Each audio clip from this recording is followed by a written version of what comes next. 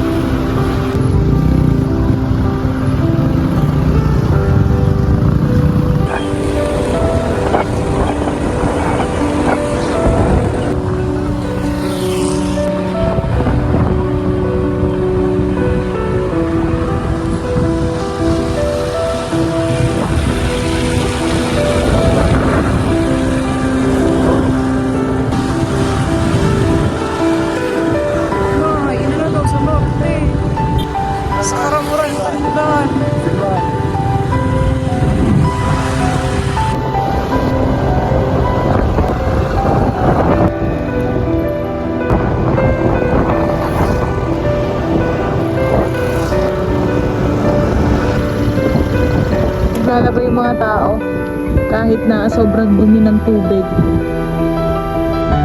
Anong barangay yan?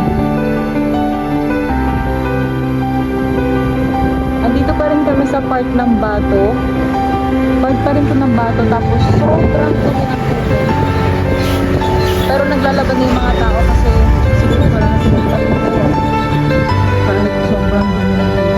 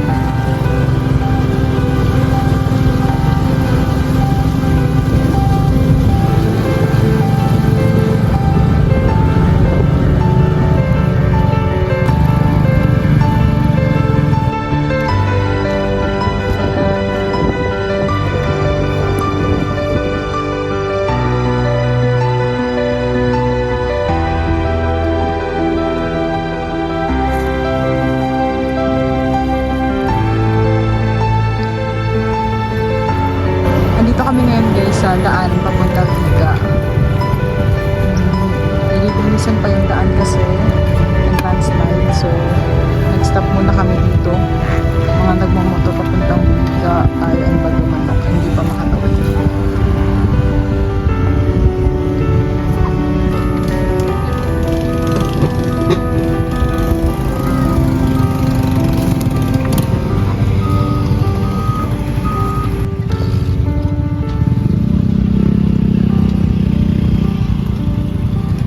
Okay na yung daan, nakakadaan na kami.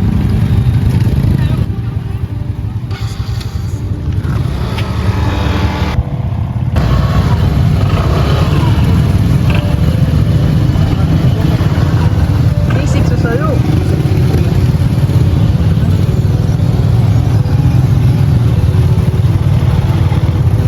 Pahirapan ang daan.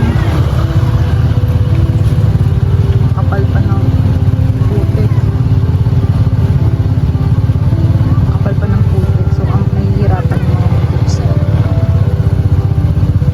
Thank you.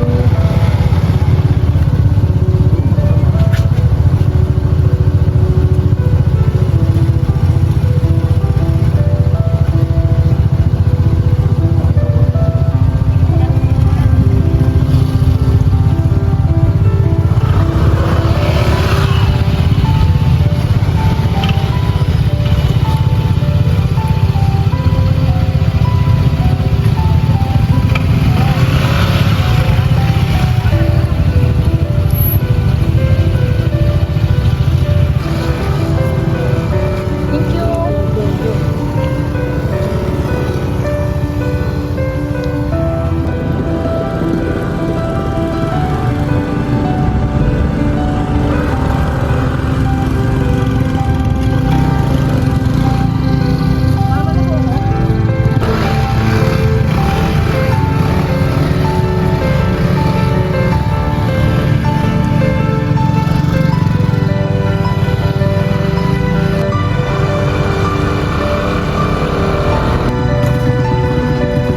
Oh.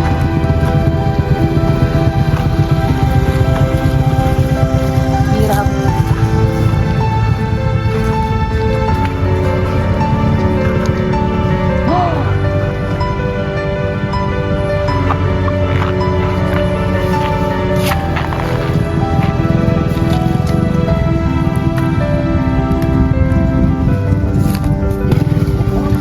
Oops.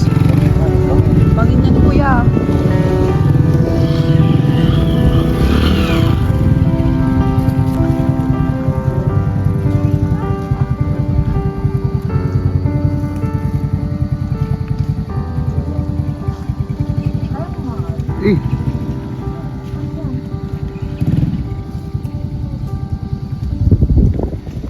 Kuya Paul dyan! Kuya Paul dyan!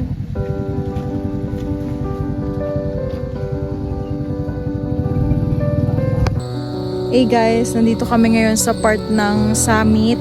Papunta na kaming summit kaso hindi kami makadaan. Pero may mga motorista na din dumaan dyan. Pinilit na ipasok yung mga motor kaso kami hindi namin kayang ipasok si Yate kasi medyo malaki siya. Parang mas mabigat siya kung pagtutulungan. Then natatakot din kami idiretso siya kasi bangin yung nandyan dito sa may gilid. Pero sila, lahat nakatawid na, kami na lang yun nandito. Inaalala kasi namin, pag bumalik kami galing Norte, galing Viga, paano kami makakadaan? Tapos kung wala kaming kasabay, ibalikan lang naman ang uwi namin. So sorry, hindi kami makakadiretso. Or mag-aantay na lang kami ng backhoe na maglilinis ng daan. Pero I think aabutin pa to ng ilang oras. Ayan, halos pinipilit pa rin idaan yung mga motor nila. Nagtutulungan na lang sila para mas madali. Kasi nakakatakot bangin dyan.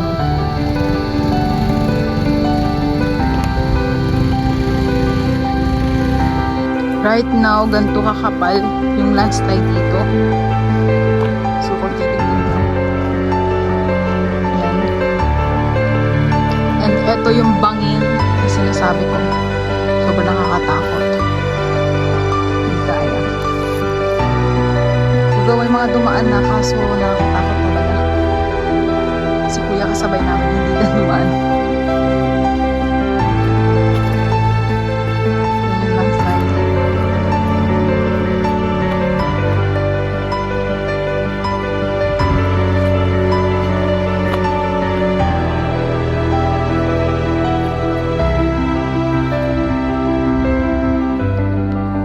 Babalik na lang kami neto ng Verac. So, saan hindi ko mabibisita sila mama? Kung sila mapupuntahan. Sobrang laki ng landslide. Ay, nako. Yung pasalubong namin, kakainin na lang namin. Alin yun? Tignan mo dito.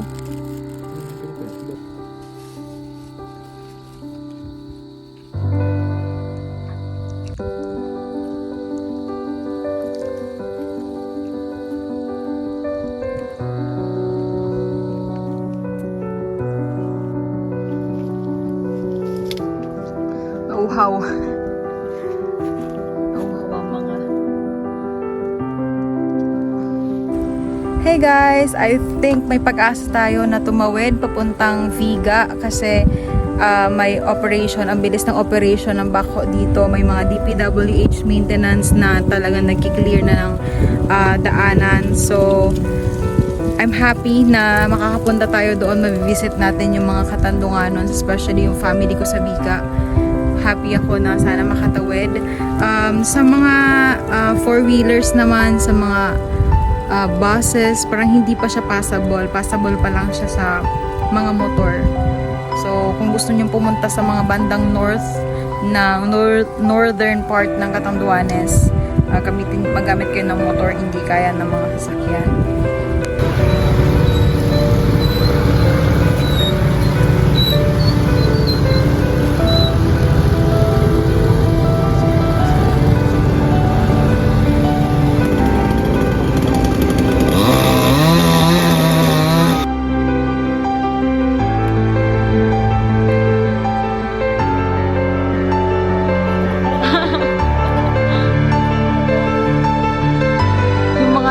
Ano dito kanina, nakadaan dito kanina. Bumalik sila kasi hindi daw kaya.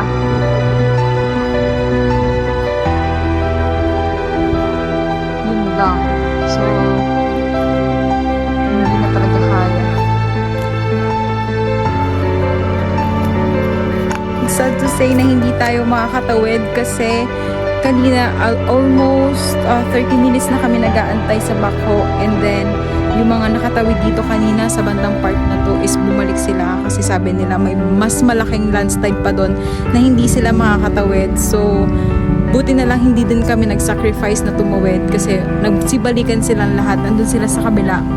So, kami, babalik na lang din kami ng Verac kasi wala na talagang pag-asa to. Siguro pupunta kami dito mga after 1 week na lang siguro para mas sure na mas clear yung daanan. So, to all the motorista dyan, stay safe guys. Thank you. Thank you for watching. Bye! Sa'yo na, lang kayo eh. Patukad din sa amin sa inikan ko. Dito ba kaya nag-agi sa kaibong mo sa Uchinta, Panganiban? Lalo, namas ko sa Ano doon? Kakarayo lang. Dito pa maagi pandaan. Oo. Di sa 80, ano, sa Blue yun. Blue yan eh. Blue yun. Takad lang kaon yung bukan.